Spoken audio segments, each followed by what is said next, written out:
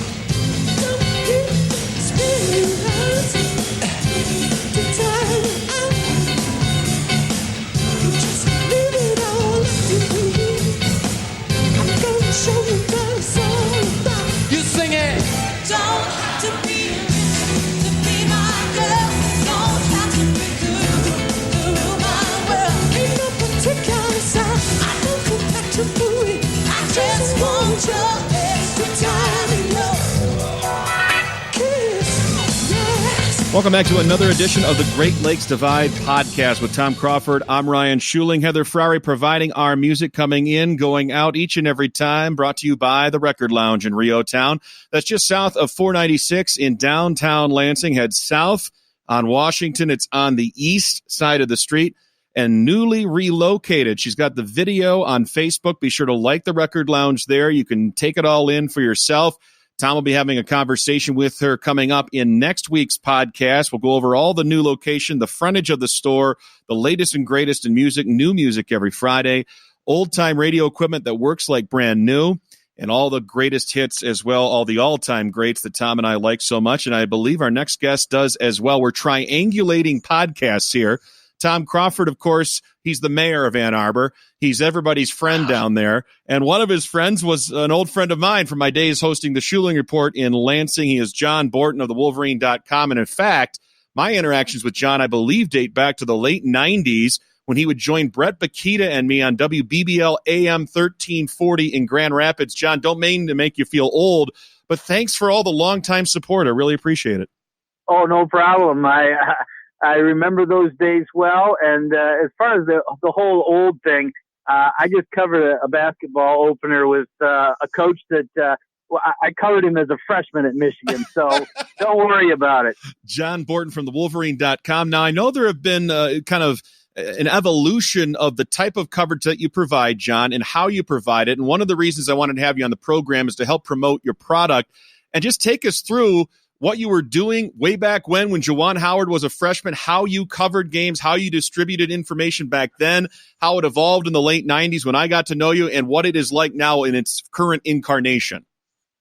Well, yeah, the Wolverine magazine started actually back after Michigan won the national championship in the spring of '89, and for a long time it was a publication that came out 26 times a year, and it was kind of seasonal. It would be weekly during football, and then once every couple weeks through the winter months, and then once a month over the summer. And it was just the magazine, and it would get mailed out, and you'd try to hopefully that the magazine would land on somebody's doorstep during the week when we sent it out after football games, because everything was packed into that. And then along comes the internet and the website in the mid to late 90s. And then everything kind of shifted. Everything went to the immediate stuff gets put on the website, and the magazine becomes more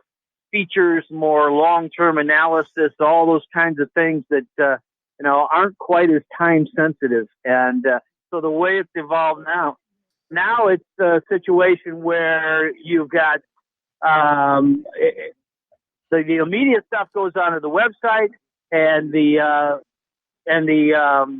all the feature stuff goes in the magazine. The website is absolutely right up to the minute in terms of game coverage and all those sorts of things. And so it's, I think we've struck a nice balance between everything that people want to get to moment by moment, and yet still preserve the magazine for those that like that solidly in their hands. And it's more longer form, old school kind of features. With the Maize and Blue theme, I want to bring Tom Crawford into the conversation. And Tom, just take the listeners through the genesis of your relationship with John Borton, how you two met covering the Wolverines. Of course, you're an alum going so far back, but John's coverage of Michigan dates back now 30 years to 1989. Oh yeah, JB's he's done a terrific job. Not to talk about him like he's not there, but I know he's on the other end of the line. But JB, I marvel of the evolution of the Wolverine, and let's not forget the podcast that I'm a part of, and that's boy, I tell you, that's been another ramp up and just the whole content distribution and up to the minute, discussions about the Wolverine, football, basketball, and all sports. Well, there's no doubt about it. I think that's a big part of what we do now. It draws people in. People, can listen to those for free. And I think it draws a lot of attention to our website. We were able to reach out. You and I have a lot of fun every week putting together a podcast. And I know that people are attracted to your energy. We have others, former players that come in and do podcasts. And, it's great that you can do, the technology allows a lot of ways for different versions of things to go out. And of course, the other thing you can't forget is I know Tom's favorite is our football preview that comes in a hardcover and comes out in the middle of the summer. He's all over that. And online, it's time. You talk about it's not time sensitive. I take that. It's in my duffel bag, if you will, when I go to the big house, to the press box. It's something I have with me. It's a great reference piece. And John, I mean, Jack Ebling and I, we've been interviewing you on and off when we were doing radio for now 20 years. And Ryan, I've always enjoyed the interviews that Ryan did with you. And do you ever just sit back and marvel at the passion level the Michigan football and basketball fan has and say, wow, these people are into it? Yeah, there's no doubt about that because everywhere I go, if you want to have a job where everybody wants to talk to you about your job, you cover Michigan athletics because the passion is beyond belief.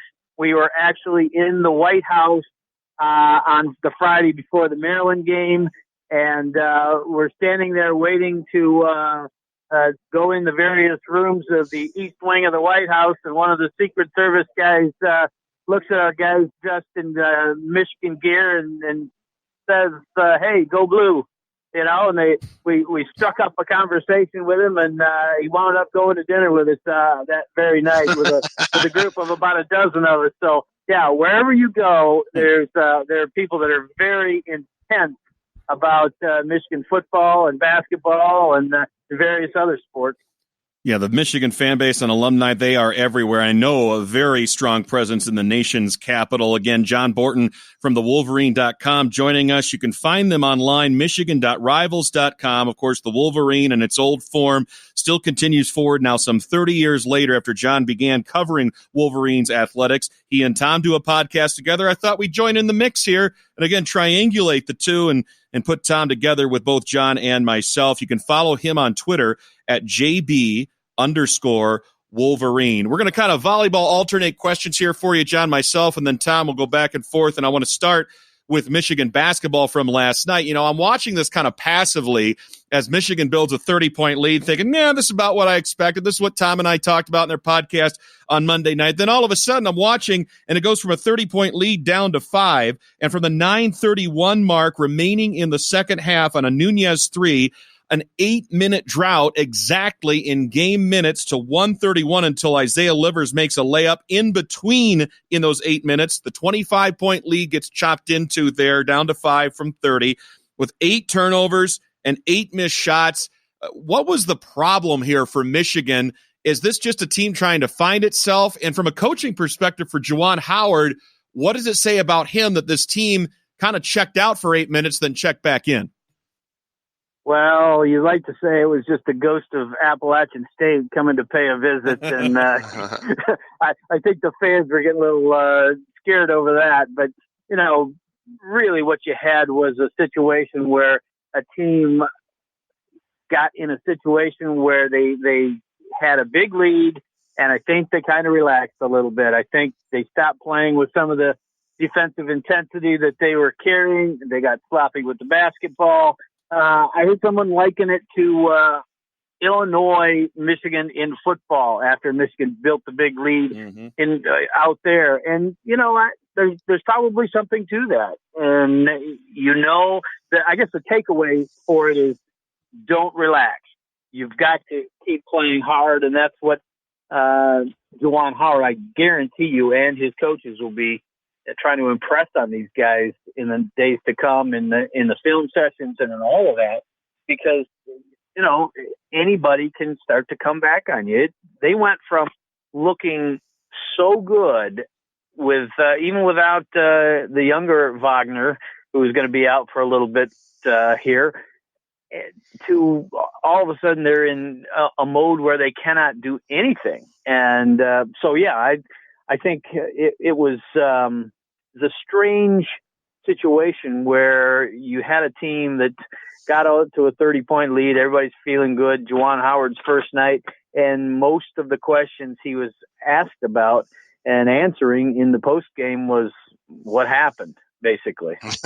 Yeah, I know. It was almost like a loss after the game. JB, I'm curious to know where you think this lineup tweaks are going to go until Franz Wagner does get back, and who knows how long that will be, and then who knows how long it will take to get him, up to speed and get in majority minutes. But where do you see it's going to be a 3-guard thing, I think. Last night they had Nunez, Eli Brooks, and Xavier as a 3-guard starting lineup. Where do you think the lineup is going to go, and where's David DeJulius in this mix? He didn't start, but he almost got 30 minutes. Yeah, he almost did. And, I just had a long conversation with David DeJulius for the magazine. He went through a very frustrating year last year where he felt like things were out of control, and he didn't have control over his minutes. And now he is feeling like, okay, this is a new opportunity for me. I can get in the lineup, and he had the one big scrimmage in private where he hits 7 threes, and he's certainly a possibility there. He filled in, didn't have probably his best night in terms of offense, but he played some decent defense, and he did some other things in terms of distributing the ball. I think it's going to continue to be a 3-guard sort of situation at times, but they can also look for this. I think that it's quite possible that at times you might see a Teskey, Colin Castleton big man situation. Livers can play that 3 very easily, and then you could go to 2 guards. If you're looking to go a little bit bigger, I think Colin Castleton has made great strides over last year, and I think some are intrigued with the notion that you might see the Twin Towers in spurts. John Borton from the Wolverine.com joining us here, our special guest during this bye week for football and Michigan, but wrapping up the basketball game from last night at Crisler, where both John and Tom were in attendance. A 79-71 win. Michigan holds on for dear life after their 30-point lead was chiseled down to 5. Now, some bright spots here. Eli Brooks stepped up in a big way, 5 of 11 from 3, 7 of 15 overall for 24 points. It was a game high for Michigan. And John Teskey, I want to ask you a little bit more about him, John, and what you're seeing in this, what could be, I think, a breakthrough year. We've seen his development. It's been on a very steep learning curve. He's gotten better and better each year at Michigan. He goes double-double, 17 points, 13 rebounds, 3 blocked shots. Just how good can John Teskey be this season for Michigan? Well, I think that John Teskey has a great potential. He's grown so much over the years. There are people that looked at him at first and said, he's tall, but he's never going to make it. He's just a project that can't develop. He has proven that to be very much wrong. He scored early last night and drew the defense to him, and then, which of course opened things up for other people, including Eli Brooks. I think that as the competition ramps up, it's going to be interesting to see how much he can do inside. I think they want to play that inside-outside game a little bit more, and Juwan Howard very much wants to have him as a post presence. He hasn't been all that used to doing those sorts of things. because he's played a lot in the high pick and roll game and shooting from the outside. We'll see what he can do. I worry about him trying to catch the ball in traffic, especially when you got Xavier Simpson firing some fastballs in there, and they had problems with that last night.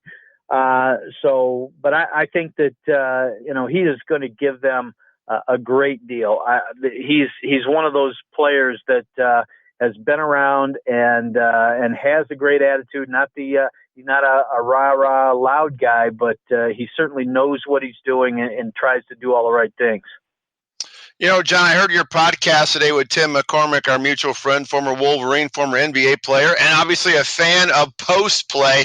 He seems real bullish on the Juwan Howard system, where the pivot guy is going to come into play down in the blocks, and that's got to be a transition. No, I mean, it's just not perimeter beeline ball like we've seen in the past. How long do you think it's going to take for everything to sink in with this new system offensively, where that can be effective against really good teams when we get into Big Ten play? Well, that's just it. I mean, you're going to find out through all these games in November and December, and it's a good thing that they have them. It'll be very interesting to see in those two Big Ten games that they're slipping into December these days, how they're going to deploy and how things look during those, because that's when it gets very serious, and you're going to know a lot more. I just think there were things that you really couldn't tell from last night. They had it cooking early. Appalachian State didn't match up with Teskey size-wise and all those things.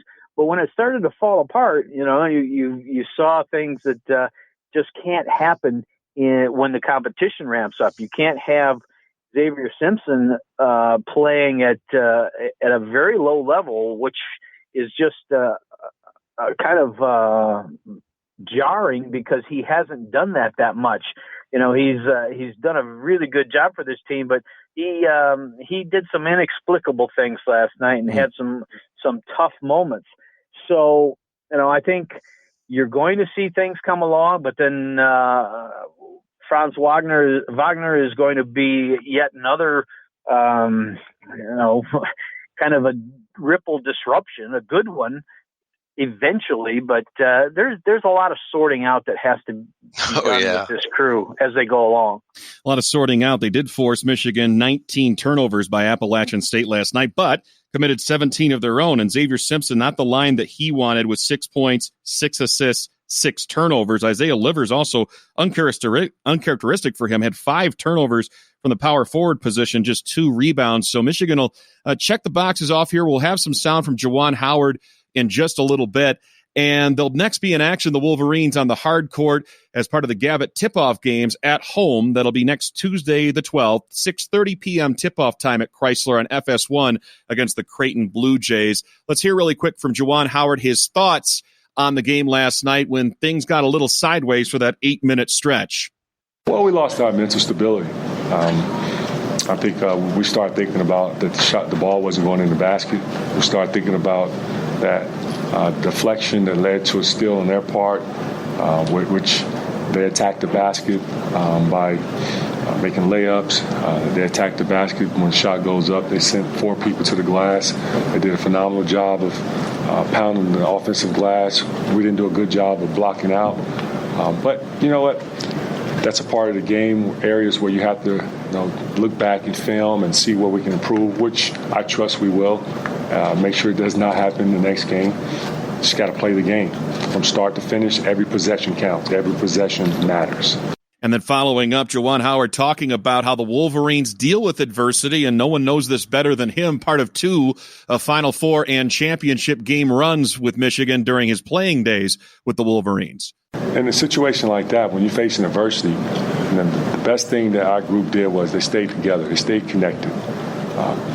I've seen it before in the past where teams I either played with or teams that I may have coached where when a team make a run like the run that they made, the group gets quiet, when guys start overthinking, overanalyzing. And one thing that I do not want our team to do is start overanalyzing every possession in their head, putting their heads down. We have to figure it out as a group. Continue to stay within the process, but mental stability is part of the game. You're going to have some ups, and you're going to have some lows in this game. It's a part of it, but you just got to stay the course, and our group did. So, John, you heard Juwan's remarks last night. Didn't seem like he was that out of phase about how the game went. It's just kind of part of how it goes, how a team learns about itself. But one thing I noticed is that he's used to dealing with NBA players as an assistant coach. Now he's the head guy at his alma mater with younger players that are going to make a lot more mistakes, you would think, in theory.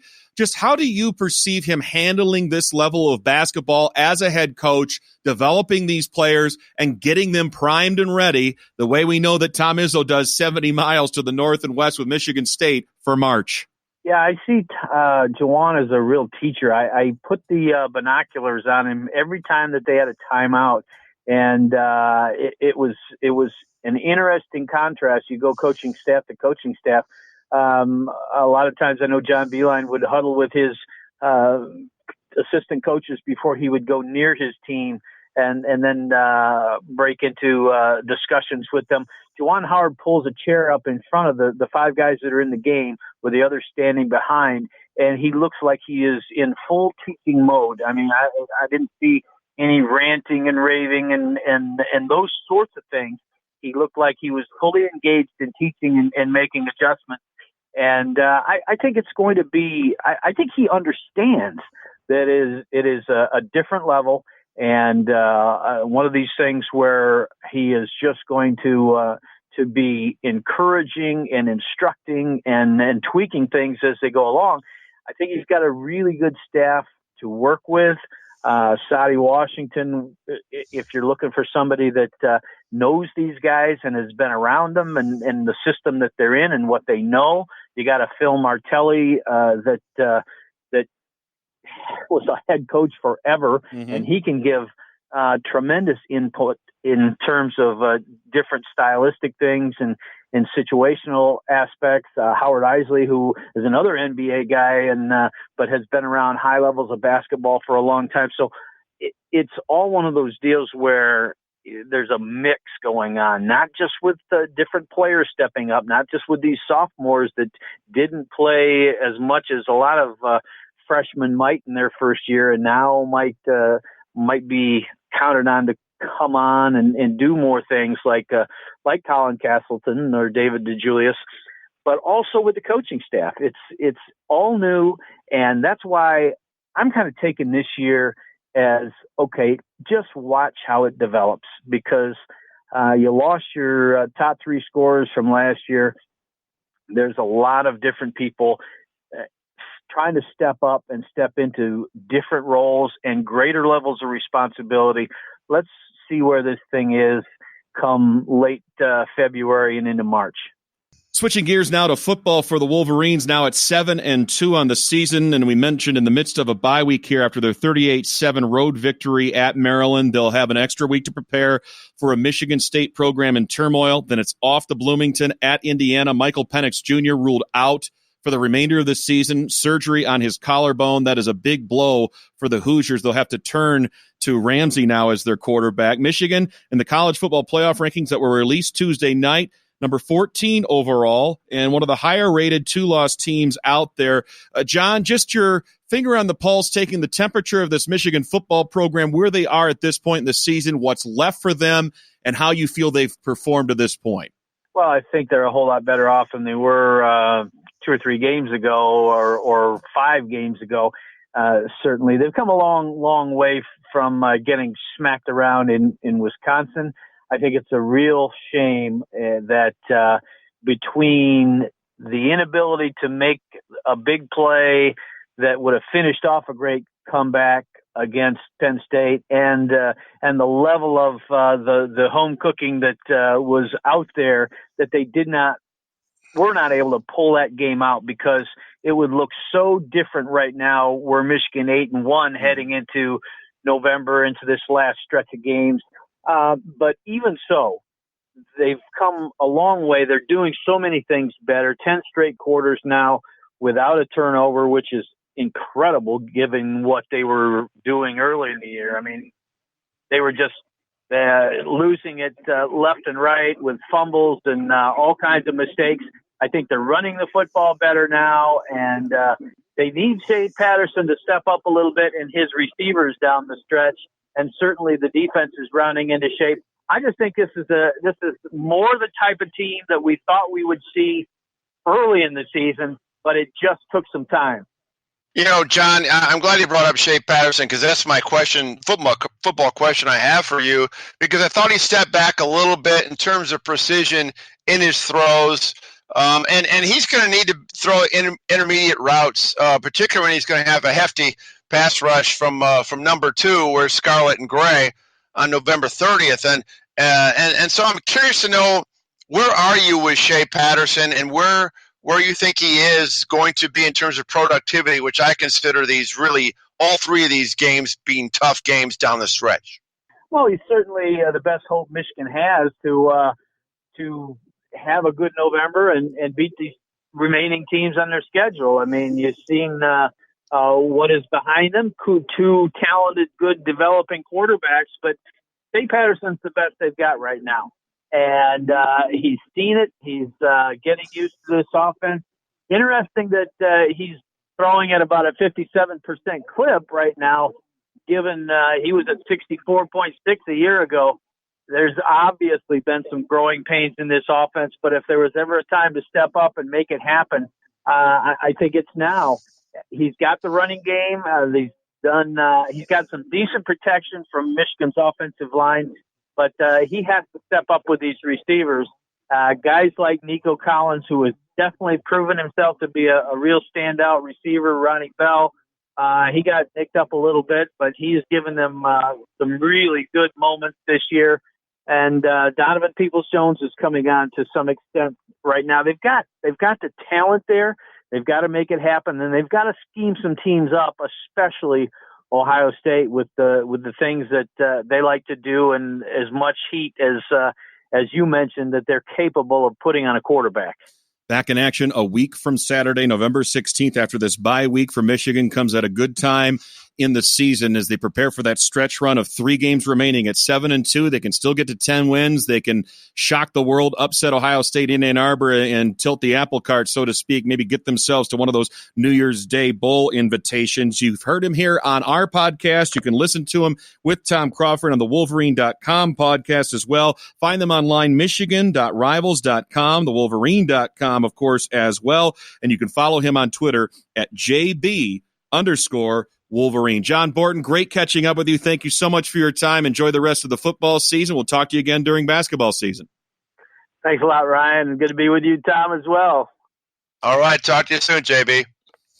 And that was John Borton of the Wolverine.com joining us here on the Great Lakes Divide podcast. It's brought to you each and every time out by the Record Lounge in Rio Town. Heather Frary, new music every Friday and all the greatest hits as well. Tom Crawford takes a stroll back through time. I don't know if he wears the polyester, the bell bottoms, not sure, but he definitely thinks back to his glory years at the University of Michigan in the late 70s with the high fidelity stereo system set up. They've got all that equipment there, and they got the vinyl to prove it as well. Heather Frary moving to the front of the store. And again, Tom will have a conversation with her coming up next week during our Great Lakes Divide podcast. We thank the Record Lounge in Rio Town for their support. Turning the page now to Michigan State basketball. And last night, I think the matchup lived up to its billing. The Spartans falling just short in a 69-62 defeat at the hands of the Kentucky Wildcats, and Tyrese Maxey, a coming out party for that freshman for Kentucky. 32 minutes, he scored 26 points, and he looked very poised, comfortable, confident, grabbed 5 rebounds as well. Spartans didn't have an answer for him. And the 2 areas that I said that Michigan State needed to execute to get a win, the first one, defense and rebounding. I think they did that. They held Kentucky to 38% shooting from the floor and 33% from 3. Rebounding was even, right down the middle at 30-30 apiece.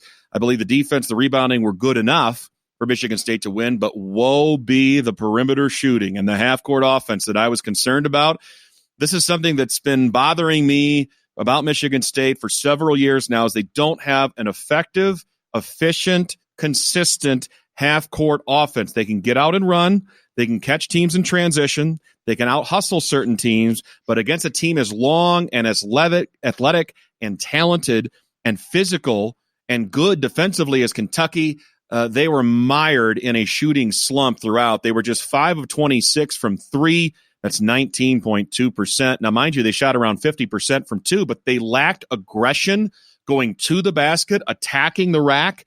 I was particularly disappointed in Xavier Tillman along these lines. This is a guy with a lot of experience, a strong body. He should be able to post up, get to the rim, get to the free throw line. And the Spartans couldn't do that either, with the exception of Cassius Winston, who went 10 for 11 from the line.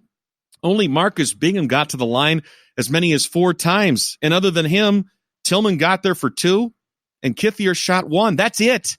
There were no points in the paint or moments where they were physical underneath, where they forced the issue, forced Kentucky to foul. The Wildcats did just that. They shot 32 free throws to the Spartans 18. And before you get carried away with, the refs and bad calls, and no, they didn't call it, no. The Spartans were called for 22 fouls. The Wildcats were called for 20. The difference in this game was aggression. To the aggressor go the foul calls and go the free throws. And the Spartans settled for several shots on the perimeter. Many were wide open in the shots that they should have taken, but a very mixed bag overall. You got a freshman in Kentucky and Maxey who scores 26, and Michigan State's heralded 3 freshmen combined for 0 points. That's Rocket Watts, who was really flat in this performance. He looked like a fish out of water. Now, that's not to say after one game against an opponent like Kentucky on a stage like Madison Square Garden that Rocket Watts isn't going to be just fine. He will. But why couldn't Rocket Watts go off for 26 like Maxey, or 13 or 4? He didn't get any. He was 0 for 4 from the floor, and again looked very lost at many times on the floor. Those 3 freshmen combined for 7 fouls, 0 for 6 from the floor. They do get 5 rebounds between Marble and Hall, but the turnovers were a problem as well. Rocket Watts had 3 of those. Marble had 1. Cassius Winston had an uncharacteristic 4 assist to 3 turnover ratio. Just too many of those. 16 turnovers committed by the Spartans to just 10 for Kentucky. And you might remember a guy named Sestina for Kentucky as a sophomore against Michigan State when they had Miles Bridges and Jaren Jackson a couple years ago, 2017 at Little Caesars Arena. And remember, the Spartans had to hold off the number 13 seed Bucknell Bison as a 4 seed, and they did that, but barely, and that was a harbinger of things to come as MSU would then get eliminated by Syracuse. But Sestina in that game had 7 points, 7 rebounds in 18 minutes, and guess what? Last night he had 7 points, 6 rebounds in 31 minutes as he registered a start for Kentucky. Maxey came off the bench. We bring in Tom Crawford, and Tom, I know you were busy digesting Michigan's survival act against Appalachian State in Ann Arbor, but I'm sure you got a chance to catch up on Michigan State, Kentucky, the 69-62 Wildcats victory. I outlined the numbers, my thoughts in total overviewing this game. What were your thoughts? I know going in, we both thought MSU would win. They didn't, but coming out of it, your thoughts on the Spartans, their performance, and where they go from here. Well, yeah, I listened to pretty much most of the broadcast of the first half on the way home to East Lansing, and I saw the entire second half. These games get pushed back so far. My God, that game didn't end till like 12:15 here in the Eastern time zone. Sestina, the guy you were talking about from Bucknell, he was as important as anybody. I mean, this guy's a stud. He looks like be a tight end in the NFL. That was a good acquisition for Kentucky. It was pretty obvious to me that Cal wanted to bring, Coach John Calipari wanted to, have his players take it to the rack and get to the free throw line.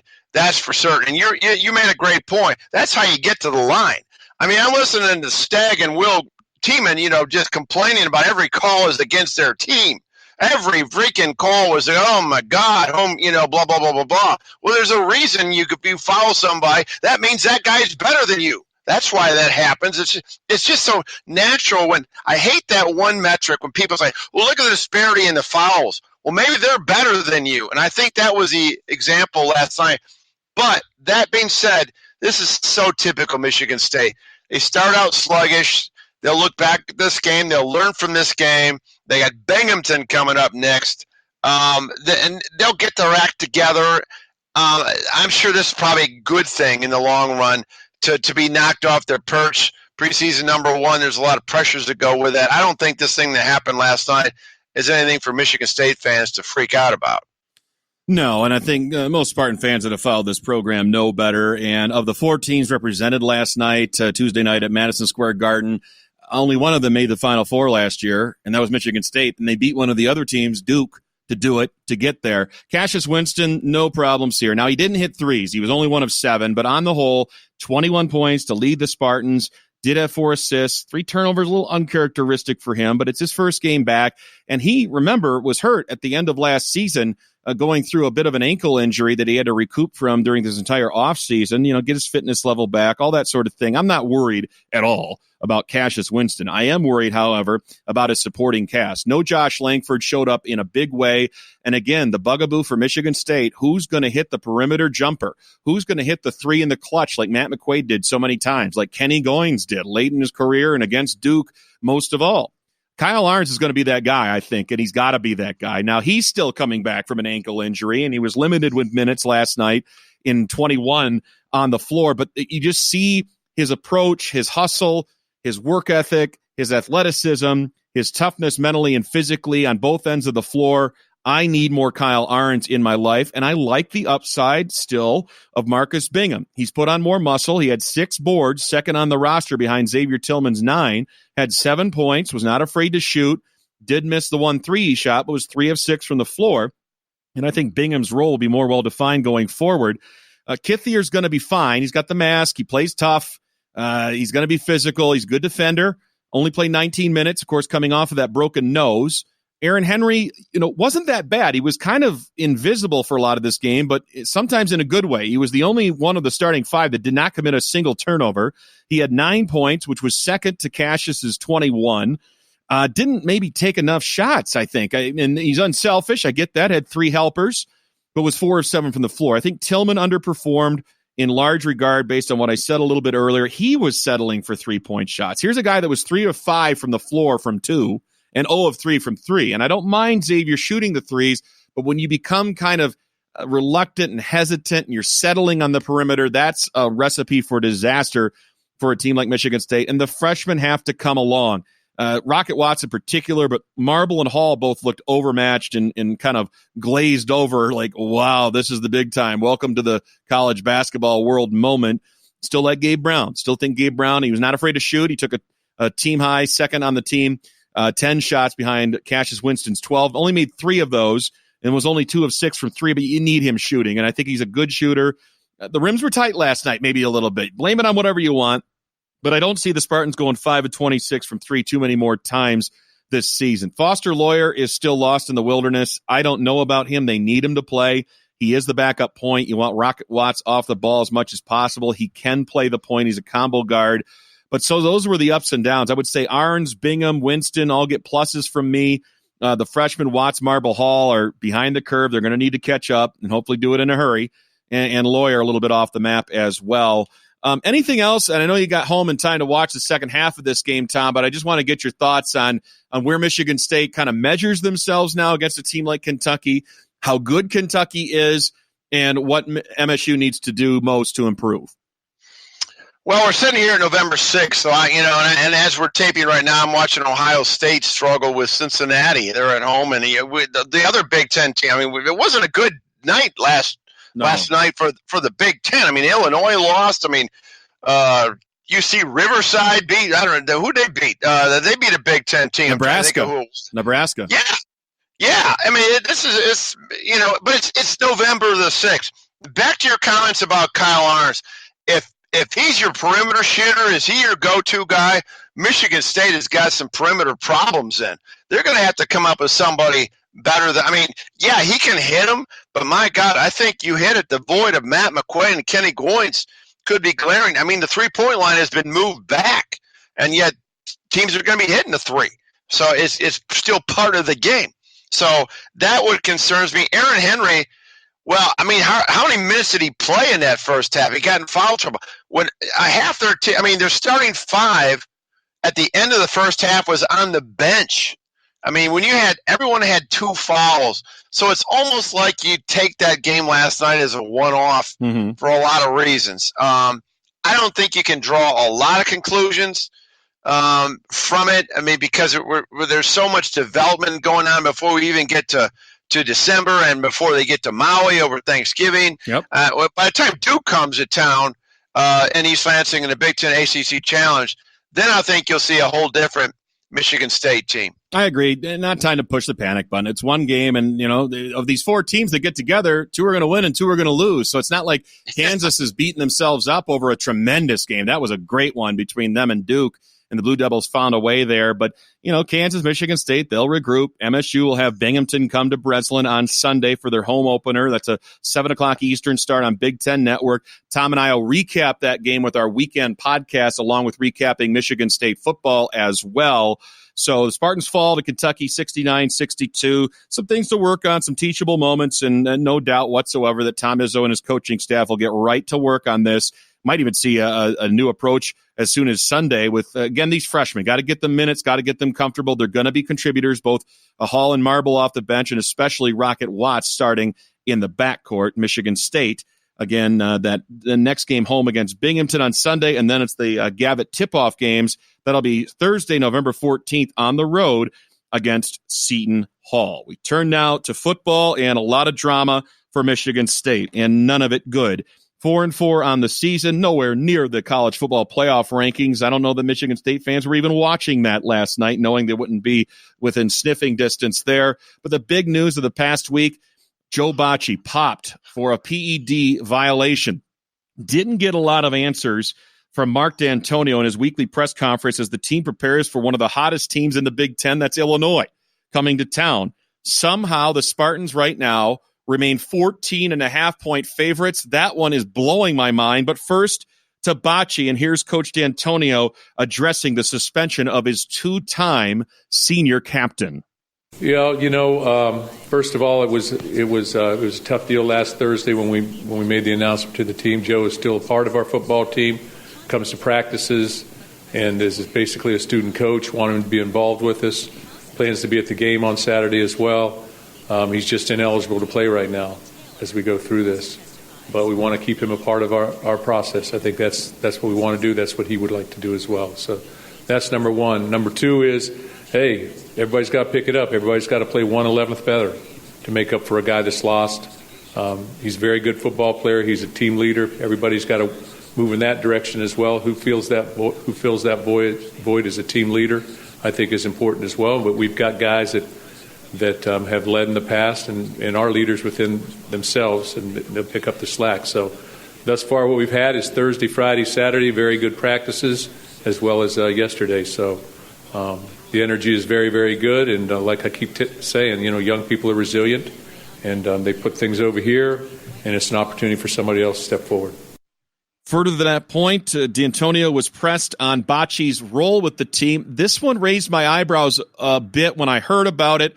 And as the current appeal is pending, I suppose you don't want to condemn the young man unless or until that final determination is made. But once that final determination is made, and all signs are pointing to that it's not going to be overturned, the suspension is going to be for the rest of the season and the rest of Bachie's college football career.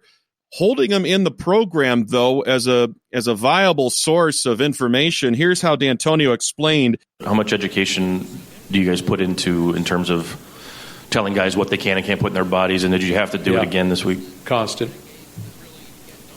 education. So they're fully aware? They're fully aware, absolutely. Fully aware. Our training staff and our weight staff, they do a great job, so fully aware. So, I'm not going to second-guess that aspect of it. And then do you have any hope that this appeal will come through? Was this accidental, or is there any more details you can share on that? Again, I don't know. That's up to our trainers and our medical staff to figure all those things out, and that's something that Joe has to share with them in terms of what went on, all that kind of stuff. So, I can't tell you the time frame. I can't tell you any of those type of things because really have not gone through it before. And I got mixed feelings on that, Tom, and I'll tell you flat out the way that my old high school coach, Joe Bachie, would have handled this at Grass Lake High School. He's in the Hall of Fame, and I only played baseball for him, but he coached football there too, and the athletic complex within which the new football stadium down there bears his name. Guy gets popped for something like this. Guy gets caught at a party smoking pot or drinking or whatever. You're done. You're gone. Didn't matter what your last name was, who your parents were in town. Didn't matter how good of a player you were. You were done. That sent a strong and powerful message throughout the community on two fronts. One, parents didn't question it. They never questioned it. At least while I was growing up, you didn't get these namby-pambies going to the school board. Oh, my son's got to play. And no. Joe Bechtel, it began and started and ended with him, and he had the final say, and that was that. That was that. And we knew it as players. We knew we aren't going to go to parties. We aren't going to get popped. We aren't going to get, in trouble, because that would cost us our spot on the team. And to have that kind of standard, it sends a message, it sets the bar, and it establishes credibility and, I think, integrity of the program. For Joe Bachie now to be in limbo, having failed a PED test, for which there is no excuse. And I want to reemphasize that point because Dantonio made that as well. Now, Mark Dantonio is claiming he's not involved in this appeal process. This is up to Sally Nogle and the training staff. This is up to Ken Manning and the strength and conditioning staff. No, it is not. Dantonio has to be aware. He has to be involved. He has to know what the substance was that Joe Bachie got popped for. He has to know the why. I'm sure Joe Bachie had to explain that to Mark Dantonio. Now, I'm not saying he has to air his dirty laundry entirely in public for the media and the fans to see, but he owes them, I think, some explanation at some point. And if the appeal is ongoing, I get it. But as soon as that's done one way or the other, we got to know details here. Joe Bachie put himself in this position. Nobody else. Sally Nogle didn't do it. Ken Manning didn't do it. Mark Dantonio didn't do it. His teammates didn't do it. Fans sure as hell didn't do it. So Joe Bachie's got to be accountable. And he's in a position as a captain where that's even more of a focus. So to have him on as he's being called as like a college assistant coach, Tom, how do you feel about that? And how would you feel if Jim Harbaugh did that with a player that got popped for PEDs? Oh, it's ridiculous. I mean, I don't understand this whole response to this, realization that that Bachie failed this test and he's out. This appeal process when the guy, the player, apologizes that he did it. And then Dantonio's acting like, there's no repercussions for it. We're going to appeal it. He's still on the team. He's helping us out. You're right. No accountability. This is the problem in Michigan State right now. I don't understand what has happened to this program because Mark Dantonio, to me, my image of him back in the 13-14 season, tough guy, disciplinarian, no nonsense. And then all of a sudden, these last few years, things have changed dramatically. And maybe, how the Austin Robertson recruitment of a kid down in Indianapolis who was on record of sexual assault. I'm not sure how that played out verdict-wise, but to the fact that you offered him a scholarship and you were being forewarned about it and you still did, from that point forward, this program at Michigan State, in my estimation, is becoming undisciplined, let's just put it that way, and lacking leadership, and it's definitely showing up on the playing field. I'll take it a step further, Tom, because I'm in lockstep with you on this, and going back to my Joe Bechtel example, you are what you tolerate. And the question I come out of this entire press conference with for Mark Dantonio is PED use okay? Of course, he's going to say no. Well, if it's not okay, why are you enabling it? A violator, a guy that broke the rules. And you could say to whatever degree it was a mistake, it was an oversight, it was negligence. Joe Bachie was irresponsible in that moment for whatever he did, for whatever he took, for however accidental it was, and I have my doubts severely. But here's what Mark Dantonio could have said and done instead. He could have said, Joe Bachie has meant a great deal to this football program, and we thank him for everything that he's contributed both on the field and off. However, today, we are disappointed for Joe Bachie, and we are disappointed in Joe Bachie. He was a leader on this team, and he let his teammates down. And for that reason, no matter what your position is on this team, we have to bid you farewell, wish you the best. We'll support you in whatever way as you proceed on to the NFL, but your time here at Michigan State is done. And this would be the case whether you were Joe Bachie or Joe Williams on the bottom of the depth chart. But the fact that you keep Bachie around, it not only enables him, it sends a message, a dangerous one, Tom, in my opinion, to the rest of the team, Kenny Willekes, Raekwon Williams, go on down the list to say, well, if you do get popped for PEDs, maybe you don't get to play, but you can still hang around. You can still be part of the team. You can still participate in practice. You can still kind of be a coach. You can still go on the road. No, To me, that's a zero-tolerance policy for anybody on your team, and it goes back to the word that you just used, accountability. We are holding Joe Bachie accountable. We don't like it. We're sad that it happened, but he did it. He's got to be responsible for it. It's time to pay the piper. Bye, Joe. Bye. Well, that's going to be interesting to see what happens. This thing plays out. And along with that lines, Ryan, on Saturday, performance against Illinois, how disciplined that team is. Where they're at. Where's this team at emotionally, hunger-wise? How much hustle is out there? Who is the leader on that team, both sides of the ball?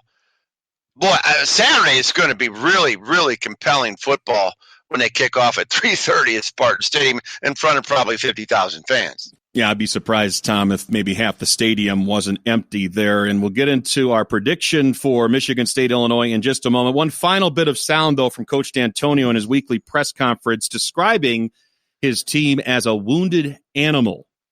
Oh, all our focus is right here. It's on ourselves. It's on what are you going to do now. It's on Illinois. The entire focus, and I think our players are very focused right now in terms of what they have to do.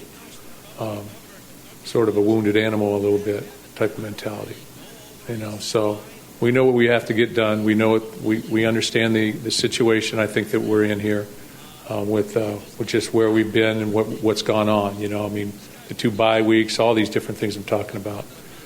So I think we understand that, but I go back to what I said before. Young people are very resilient. I think our guys are excited to play. We've had very good practices, very good energy practices. Guys with a lot of energy, guys sort of pushing and stoking the fires a little bit and things of that nature. So we got to get ourselves ready to go. That's the bottom line. You only got so much time, and then that hourglass flips, and you got opportunities to get it done. So 4 days plus, about 4 days from now, we're going. Well, they're wounded, all right. They're without their best top leading receiver in Darryl Stewart, the guy that has the most catches, yards, touchdowns out. They're without their middle linebacker, senior, captain, best player on defense, Joe Bachie. Somehow, some way, with those two facts being known to all the sharps in Vegas, this line opened, I believe, at 13. It went up to 15. It's settling in at 14.5. And the joke that I made both on Twitter and with Tom and now sharing with you here on the Great Lakes Divide podcast, I don't know if the Spartans are going to score 14 or 15 points, let alone the concept of them winning by 14 or 15 points. Here's an Illinois team that defensively has been stalwart over the last 2 games, I believe, allowing a total of 16 points defensively. They only allowed 23 to a vaunted Wisconsin attack. And really, since halftime of the Michigan game, this has been a good defensive team, the Illini, and they've got some studs we'll talk about in just a moment. But your initial reaction, Tom, to the Spartans somehow after all this, in the wake of this bad news, one bad beat after another for Michigan State, somehow at home still being 14.5-point favorites. Well, I think it's just the fact that they think that this Illini, this Lovey bubble will burst for the Fighting Illini, and then they'll go back to being Illinois. I think it's kind of like the Minnesota thing where people just can't believe that they're that good. I mean, but with Illinois did beat Wisconsin in Champaign, and they got a lot of momentum. And I think this game is going to be determined more by how Michigan State approaches it, both in the environment of the stadium, as I indicated. I mean, when you see tickets going on StubHub for that game, decent seats for $6. Yeah, that pretty much gives you, kind of a viewpoint of where this game is going to be in terms of, a great, tough environment for the opposition. I think if Illinois jumps out early and gets a score, they got some athletes that they could, and a decent quarterback who we've seen him, Brandon Peters. Michigan State could be in trouble. They could be, and these are two offenses that out of 130 Division I FBS programs have struggled immensely. MSU overall total offense on the year 108 out of 130. The Illini are even worse, 114 out of 130. Two quarterbacks who have underperformed, right around 56% completion rate. Jim Caldwell once told me, former head coach of the Lions, that the benchmark he looks for in a starting quarterback, granted at the NFL level, but I would say college too, is 63%. These two both well below that. They're averaging below 7 yards per pass attempt. They've suffered from sacks and bad offensive line play, both Brandon Peters and Brian Lewerke. Lewerke's without Darryl Stewart. And the Spartans have struggled to establish things on the ground. Now, passing, this might surprise you. They're in the middle of the pack nationally, MSU, 64th out of 130. That's where Illinois is really bad. They're 115th. But the Illini have a middling rushing game with Reggie Corbin and Dre Brown. These two have combined for over 1,000 yards and 9 touchdowns. Michigan State, though, running the football has been abysmal. 118 out of 130 FBS programs. I feel bad for Elijah Collins. He doesn't have a lot of room to operate, just 4.7 yards per carry. He's been used as a bell cow, 115 carries on the year, but just 545 total yards. And get this, in 8 games so far, they're 4-4, Tom. Would you have believed before the season that I would tell you Michigan State had less touchdowns than games played? In 8 games, they have 7 rushing touchdowns. That's it on the ground. It's mystifying to me.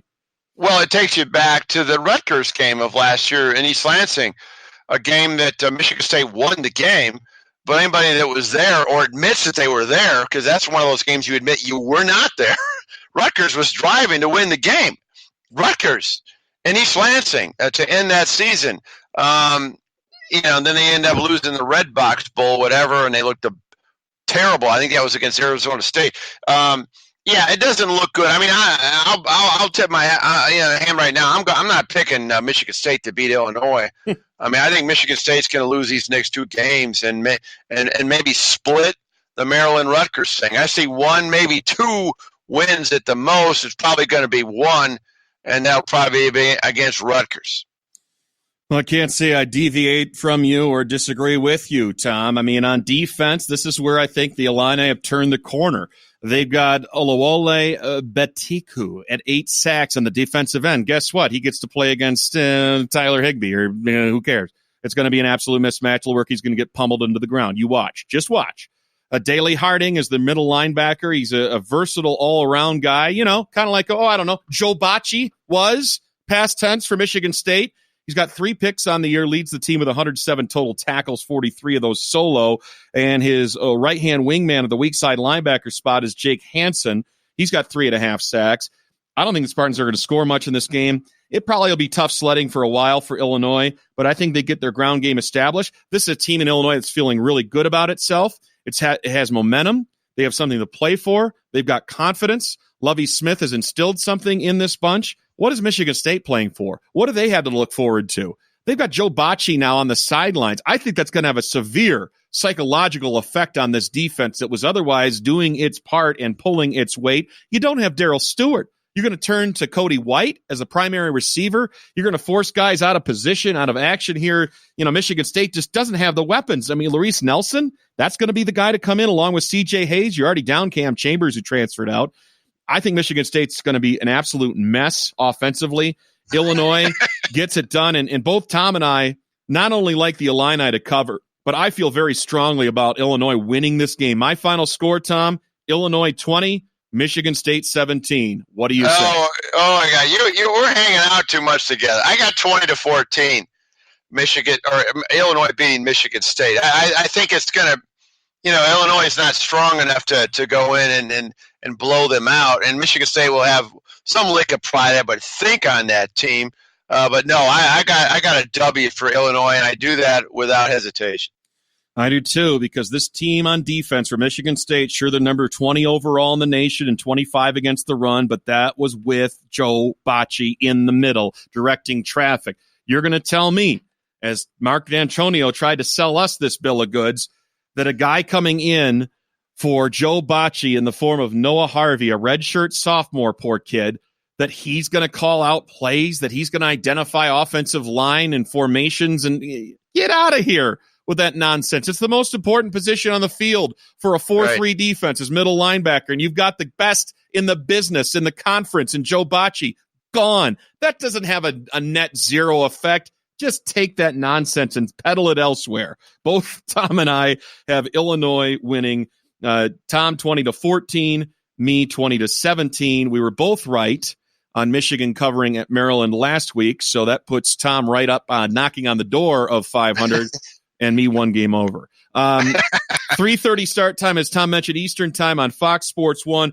Real quickly, some other big games in the Big Ten this weekend. Number 4, Penn State, 6.5-point favorites at number 17, Minnesota. I've got Penn State winning that game, Tom, 31-21. And then Iowa at Wisconsin, number 18 Hawkeyes versus the number 13 Badgers. Wisconsin favored by 9.5 at home. I've got them covering 24-10, Wisconsin over Iowa. Do you agree or disagree with those 2 picks?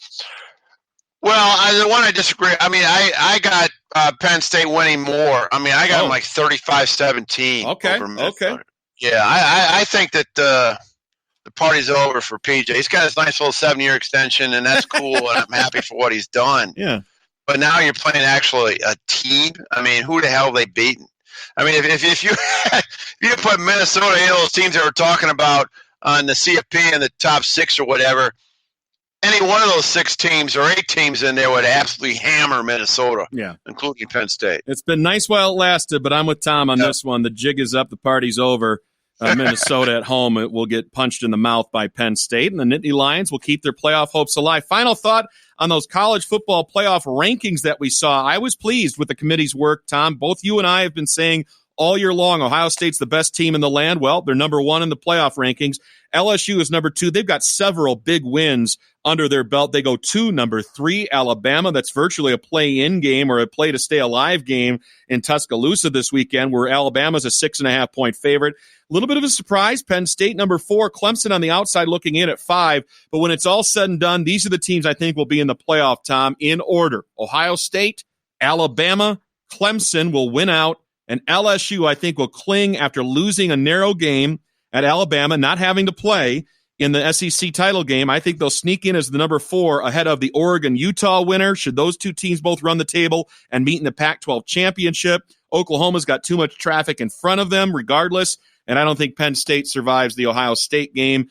Do you agree with those 4 picks? Do you see another team making the playoff other than Ohio State, Alabama, Clemson, LSU?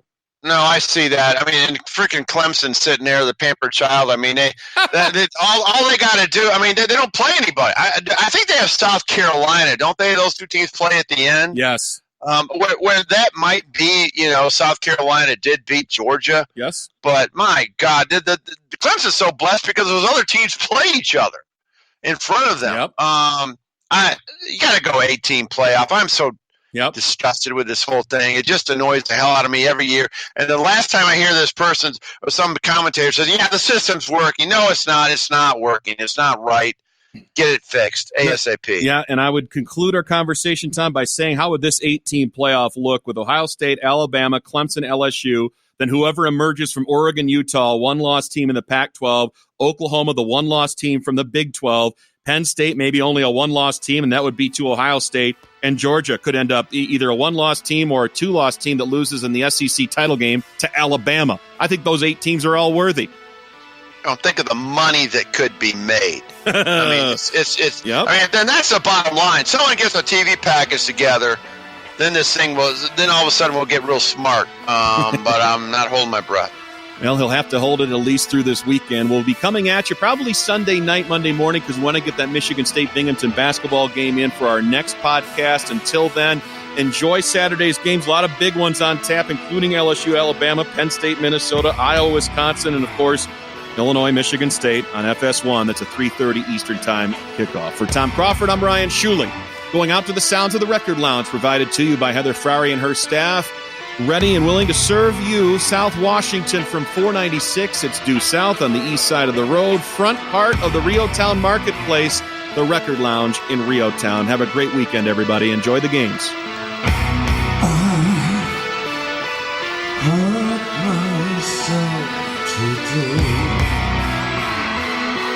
To see if I still feel focus on the pain. The only thing that's real. The needle tears apart. The unfamiliar state. Try to kill it all away. in